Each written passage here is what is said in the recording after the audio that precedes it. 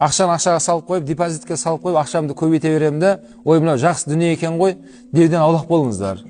Және айтам, ақша көбейтме арам болады. Ондай адамдар жаңағыдай 10 миллион, 20 миллион депозитке салып қойып, үстіндегісін алып отырмын, ай сайын әжептәуір ақша түсті дегендердің бәрі арам болып жатыр. Олар біліп қойсын, балаларына арам жегізіп жатыр.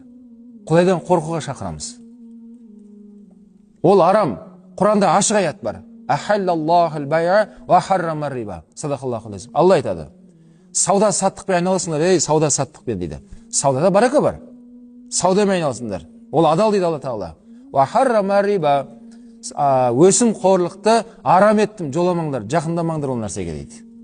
Мына Бәни Исраил қауымы пайғамбармен дауласқан естіп келіп алып. Арабтар, сендер сауда істеп жатсыңдар ғой, ақшаны көбейтіп жатсыңдар.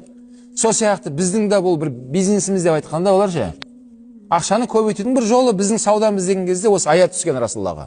Жоқ, саудамен өсім қорлықты олай қателеспеңдер деді. Сауда адал деді. Ал өсім қорлық не деді? Арам деді Алла Тағала. Бұл қияметке шейін тұратын үкім. Оны ешкім адал дей алмайды. Кім оны адал десе, адам діннен шығарып жіберетін мәселе. Шариғаттағы арам нәрсені адал қыла алмайды ешкім. Адалды ешкім арам дей алмайды. Бұл қияметке дейін бекітілген қағида.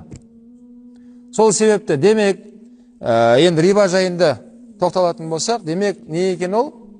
Сен біреуге ақша бересің, қарыз бересің, былай бересің, қайтарған кезде сол ақша қалай қайту керек саған? Дәл сол қалпында қайту керек. Дәл сол қалпында. Үстіндегі өскені арам болады.